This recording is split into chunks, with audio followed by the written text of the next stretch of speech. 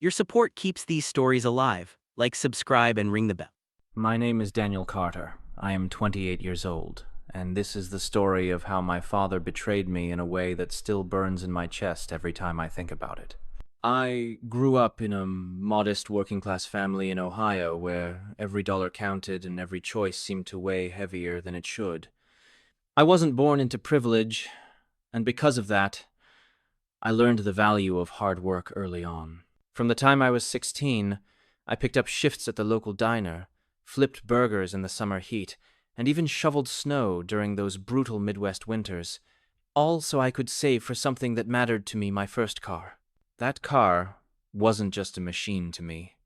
It was my proof to the world that I could stand on my own, that I didn't have to lean on anyone to build something meaningful.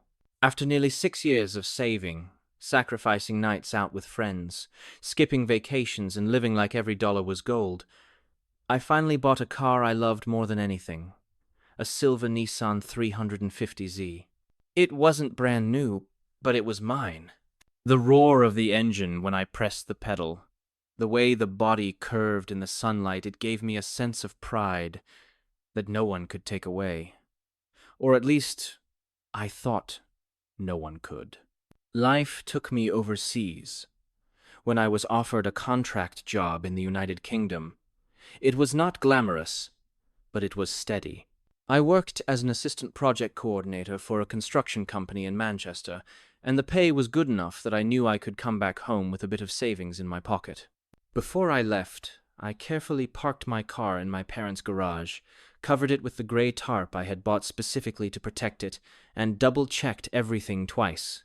I left the keys in a lockbox hidden in my old bedroom closet, believing that nobody would touch it. It felt safe. My father had always been strict, the kind of man who insisted on order, discipline, and responsibility. While we had our differences, I never imagined he would betray me in the most personal way possible. The first few months overseas were exhausting but fulfilling. I worked long days, learned new systems, and even began to enjoy the colder weather. My mom sent me cheerful emails about the garden, my younger sister updated me about her classes, and my dad kept his usual distant tone, talking more about bills and household matters than emotions. I thought things were stable back home. But then, one random Saturday afternoon, I received a strange message from my cousin back in Ohio. "Hey, Dan.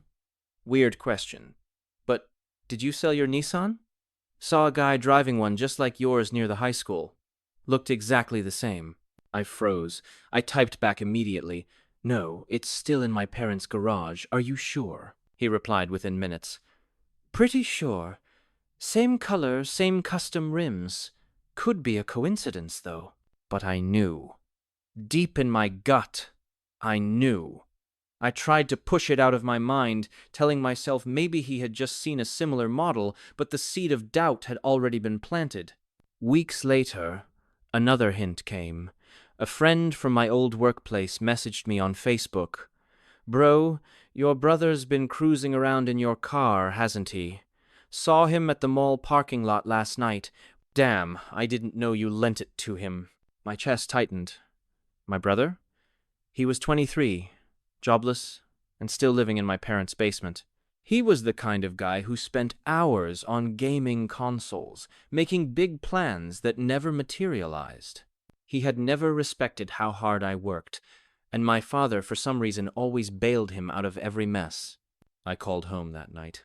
My mom answered, cheerful at first, but when I asked about my car, her tone faltered. "Oh, honey, it's fine. Don't worry about it." And then she quickly changed the subject to the weather. That was the first red flag. By the time my contract in the UK was coming to an end, I couldn't take it anymore. I called my father directly and asked him, "Dad, I need a straight answer. Where is my car?" There was a long pause.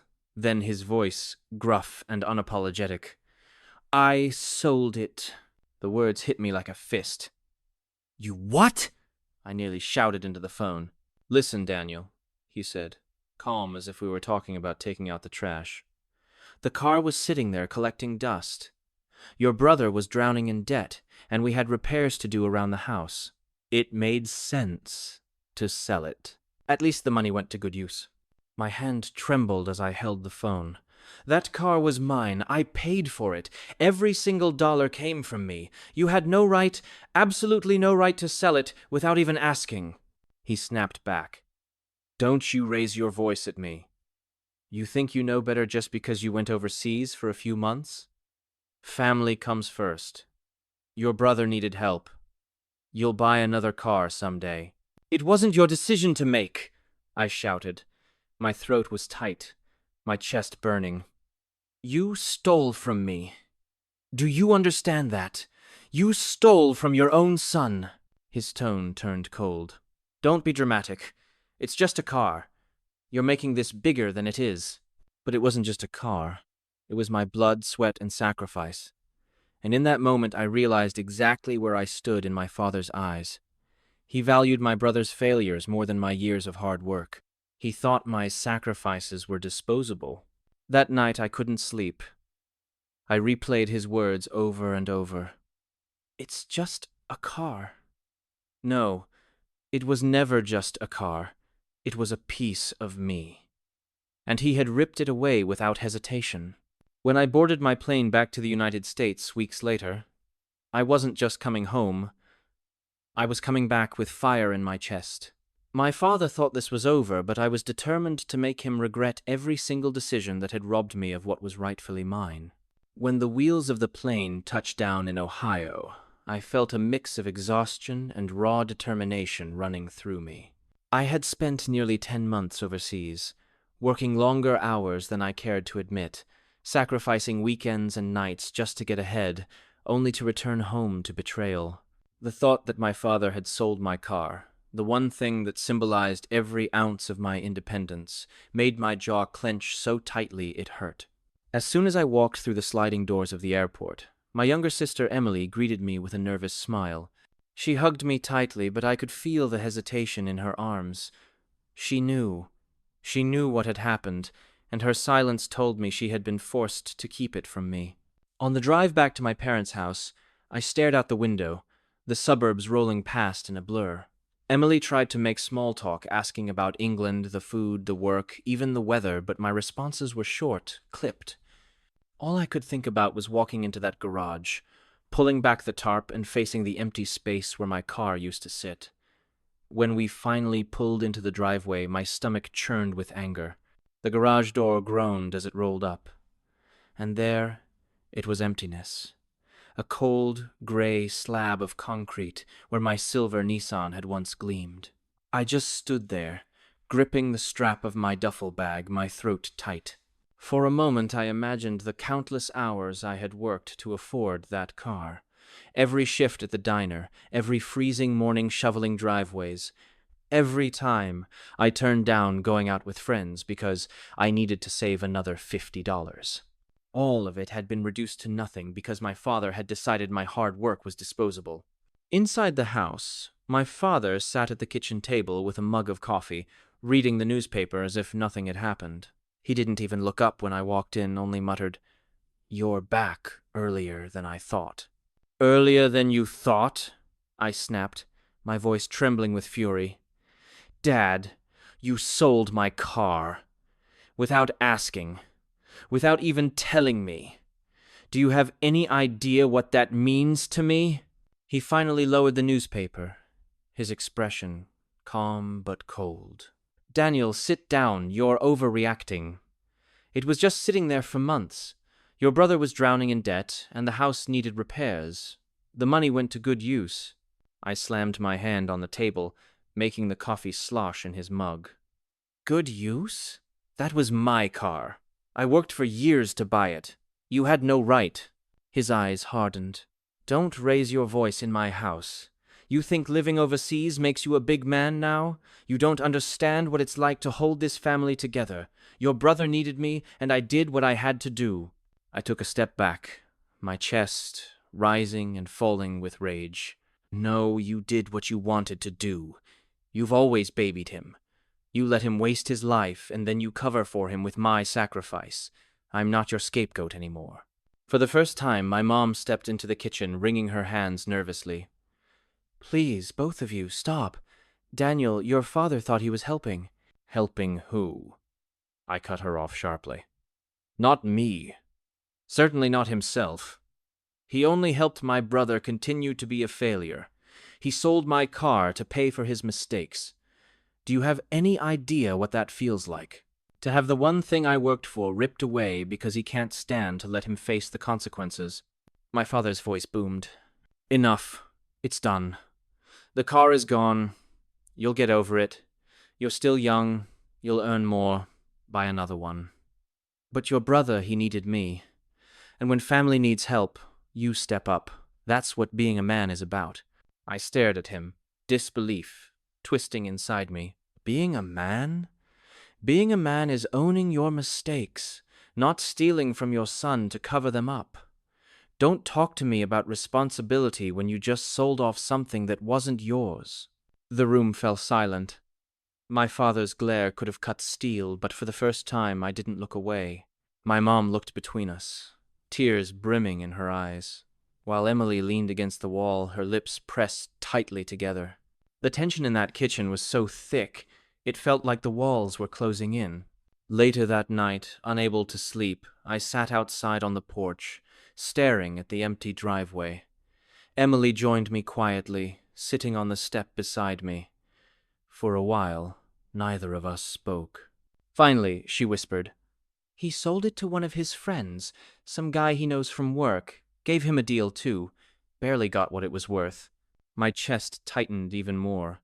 Not only had my father stolen my car, but he had also undersold it just to do a favor for his buddy. "Do you know how much he sold it for?" I asked. She nodded slowly. "Around 10,000. Maybe less." I clenched my fists. That car was worth at least 15,000 in its condition, maybe more. My father hadn't just taken it, he had practically given it away. My blood boiled. Emily placed a hand on my arm. "I wanted to tell you sooner, but Mom begged me not to.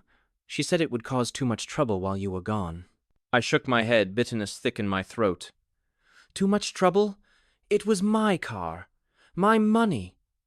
And he threw it away like nothing. For the next few days, the house felt like a war zone. My father acted as though nothing had happened, walking around with the same authority he always had, while I avoided him as much as possible. But inside, I was plotting. This wasn't going to end with me sulking around, licking my wounds. If my father thought he could trample over me without consequences, he was wrong. I began asking quiet questions, reaching out to friends, trying to find out exactly who had my car now. And when I learned the truth that my father had sold it to his close friend Carl, a man I had known since childhood, a man who had no shortage of money and absolutely didn't need a deal, something inside me hardened.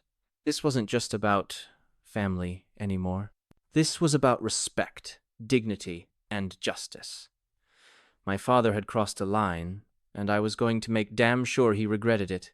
The next morning, I woke up with a pit in my stomach and a storm in my head. I couldn't eat, couldn't sit still, couldn't even pretend that life was normal. My father had walked into the kitchen as if nothing had happened, poured his coffee and flipped through the paper like it was just another day. To him, it was settled. He had made his decision, and in his mind, I was supposed to just accept it. But I couldn't. Not after everything I had sacrificed to buy that car. Not after the years of grinding for every dollar, only for it to be stolen out from under me. I needed answers, and I needed to face the man who now owned what used to be mine. Carl. My father's longtime buddy, a man who had always been around when I was a kid. He was at every barbecue, every football game, the type of guy who puffed out his chest and pretended he was everyone's favorite uncle. But behind that friendly mask, he was opportunistic. He loved a good deal more than anything else, and if he could get his hands on something valuable for cheap, he would never say no. That's who my father had sold my car to. And that was what made it worse. It wasn't just gone, it was handed over to someone who absolutely didn't need it. I asked my sister quietly if she knew where Carl lived now. She hesitated, then scribbled an address on a slip of paper. "Dan," she said softly, "be careful. Carl's not going to give it back. He's not the type. I nodded, slipping the paper into my pocket. I just want to hear it from him. I want to know exactly how this went down. Later that day, I drove my mom's old sedan across town. Every mile felt heavier, my thoughts boiling in silence. When I finally pulled up to Carl's place, my gut twisted even more. There it was, my Nissan, sitting in his driveway, gleaming in the sunlight. The silver paint shimmered. The custom rims I had saved months to buy caught the light, and the sight of it hit me like a punch to the chest. That car wasn't just metal and rubber, it was part of my life, a piece of my pride. And seeing it sitting in another man's driveway made me feel sick. Carl stepped out of the garage as I approached, wiping grease off his hands with a rag. When he saw me, he grinned like nothing was wrong. "Danny boy, back from overseas, huh? Man, you missed out on some good times here." I clenched my jaw. "Cut the crap, Carl. That's my car. Why do you have it?" He raised his hands casually, like I was overreacting. "Hey now, slow down. Your dad sold it to me fair and square. I paid cash. Good deal, too. She's a beauty, isn't she?" My fists curled at my sides. It wasn't his to sell. That car was mine. I paid for it. Every cent came from me, not him. Carl shrugged, completely unfazed. "That's between you and your old man. As far as I'm concerned, I bought a car. Your dad said it was his to sell. End of story." I stepped closer, my voice low but shaking with fury. "You knew it wasn't his. You've known me since I was a kid. You knew that car was mine. And you still took it." He chuckled, a smug grin plastered across his face. "Daniel, let me give you some advice. You gotta stop being so emotional. A car is just a car. You'll get another one. Me? I saw a deal and I took it. That's life." Those words burned through me. The dismissive tone, the arrogance, the sheer lack of respect, it made my blood boil. I wanted to grab him by the shirt, shake him until that grin fell off his face. But I forced myself to breathe, to hold back, because losing control now wouldn't help me.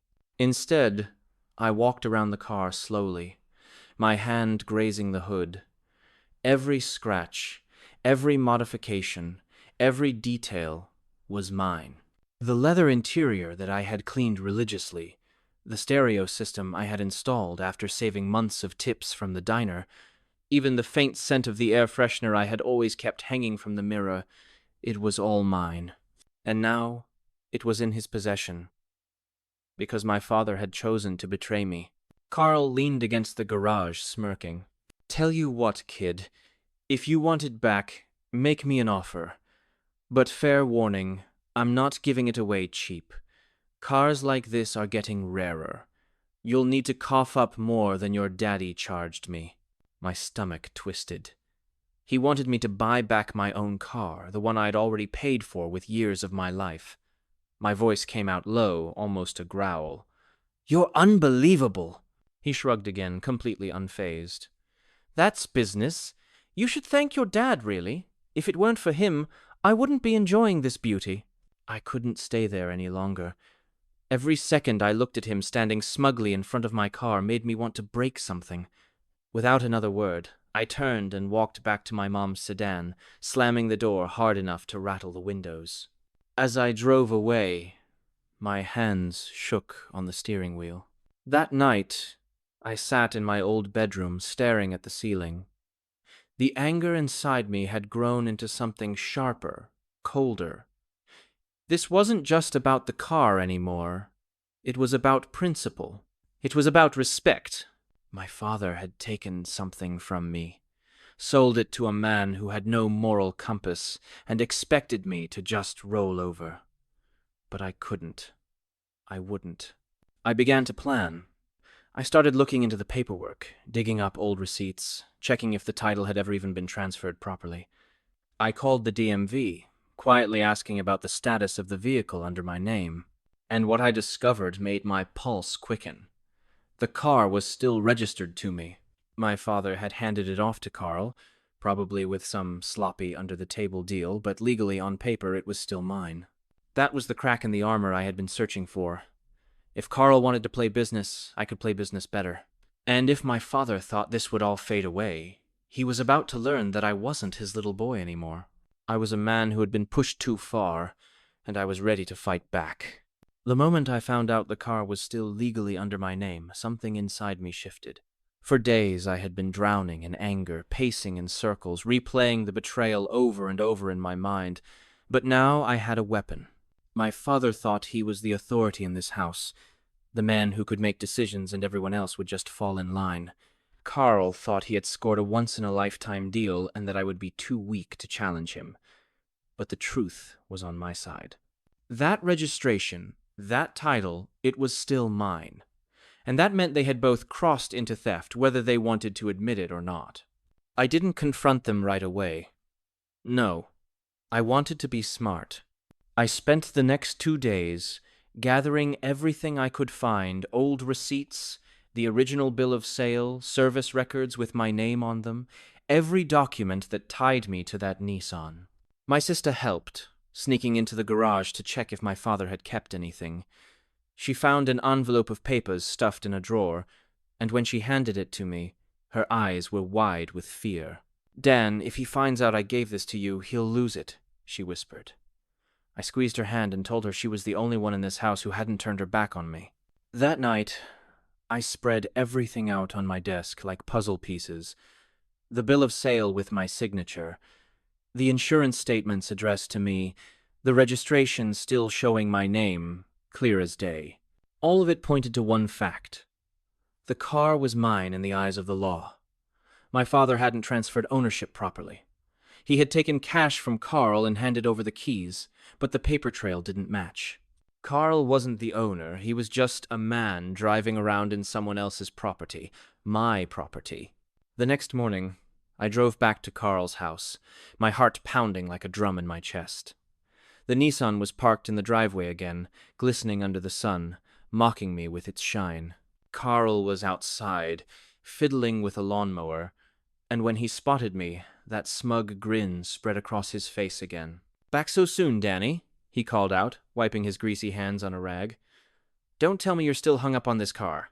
I walked right up to him, pulling a folded set of papers from my jacket pocket. "Carl, I'm not here to beg. I'm here to tell you something. Legally, that car is still mine. My name is still on the title. You don't own it. You never did. Which means you're driving stolen property." His smirk faltered for a moment, just a flicker, but then he laughed. "Come on, kid. Your old man sold it to me.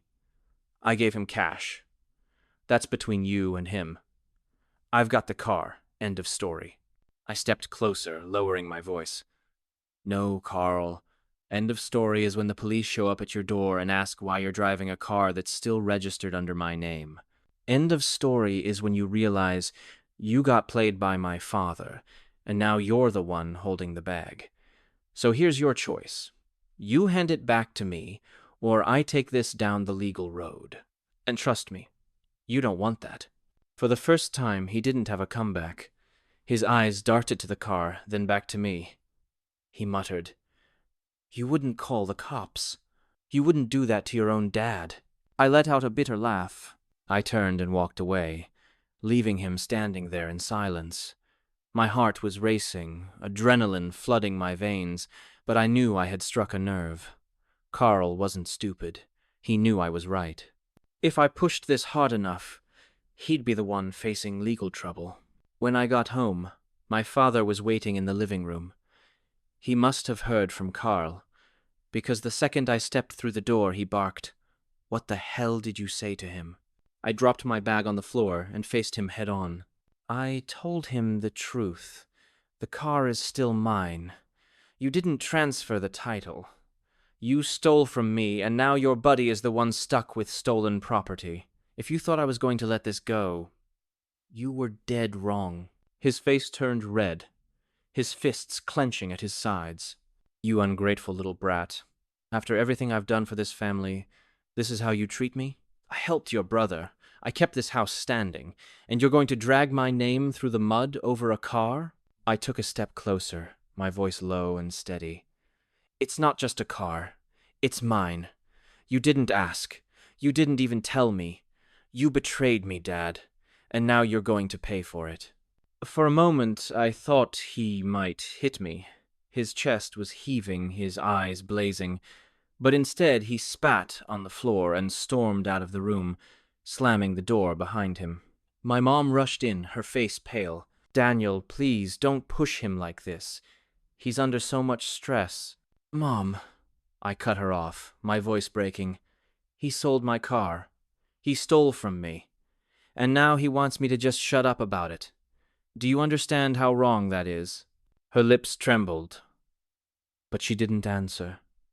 She just looked at me with that same helplessness I had seen so many times before, when my father yelled, when my brother failed, when everything in this family revolved around protecting the weak and crushing the strong. That night, I made my decision. I wasn't going to let this end with shouting matches and slammed doors. I was going to hit my father where it hurt. Not with fists, not with insults, but with consequences. Real consequences. If he wanted to treat me like a child, I would show him I was a man. The next morning, I called a lawyer. The morning I called the lawyer was the morning I finally felt the weight shift in my favor. For so long, I had been playing defense, reacting to betrayal, trying to hold my anger together, but now, for the first time, I was on offense.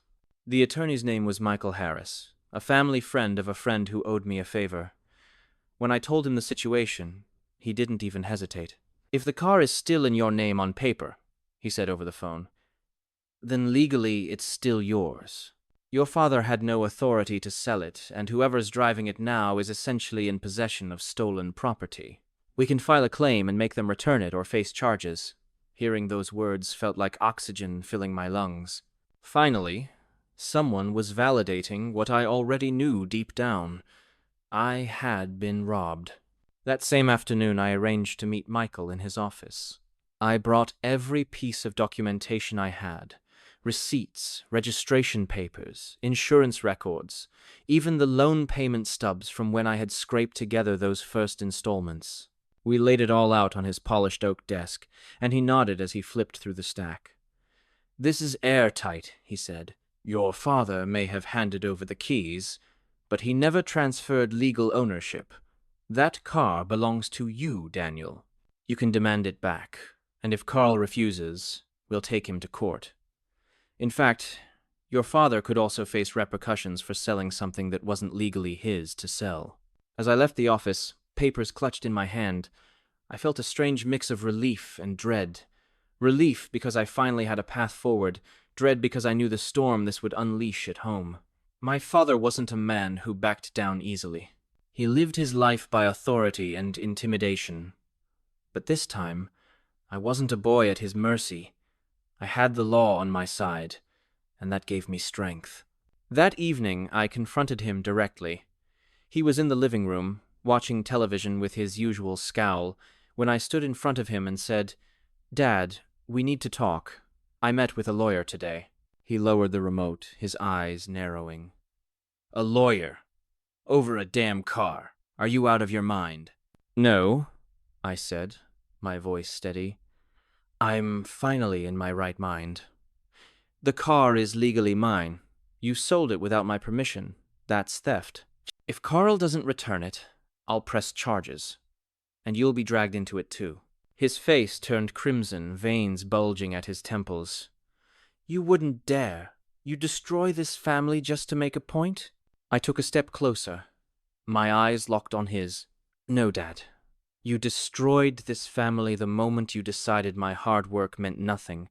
You destroyed it when you chose my brother's failures over my sacrifices.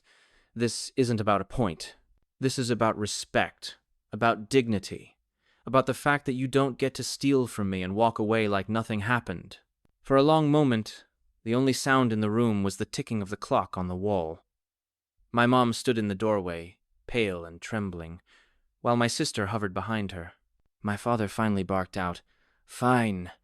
Do what you want.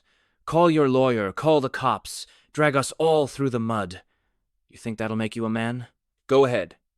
He grabbed the remote and turned the volume up, dismissing me like a child. But I didn't back down.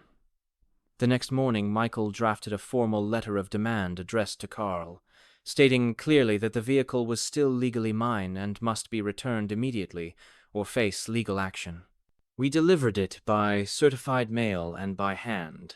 I watched from the street as Carl tore open the envelope, his face going from smug to pale in a matter of seconds. Later that day, he called me. "Daniel," he muttered, his voice low, "this isn't worth it. I don't want trouble with the law. I'll bring the car back tomorrow." And just like that, the car came home. When I saw it roll back into the driveway, my chest tightened with something I hadn't felt in months' vindication.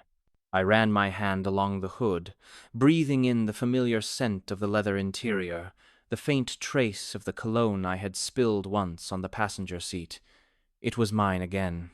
Not because of luck, not because of kindness, but because I had fought for it. But victory didn't feel as sweet as I had imagined. When my father walked out and saw the car back in the driveway, his glare could have cut steel. He didn't say a word, just turned and walked back inside. That silence said more than 1,000 arguments could. In his eyes, I had humiliated him. I had defied his authority, broken the chain of control he had always used to keep this family in line.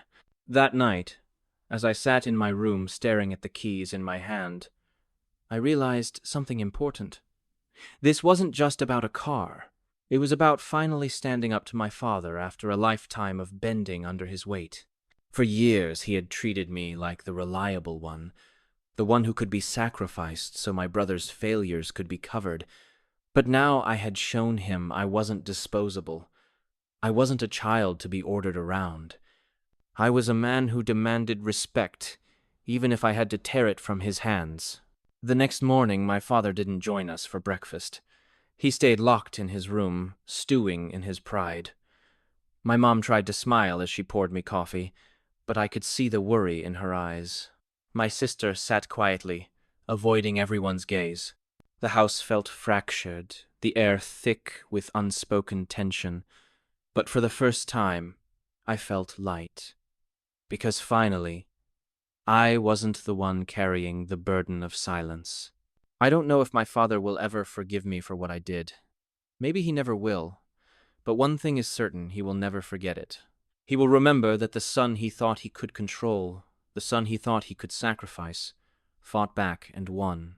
And every time he looks at that empty space in the driveway where his authority used to stand, he'll regret underestimating me.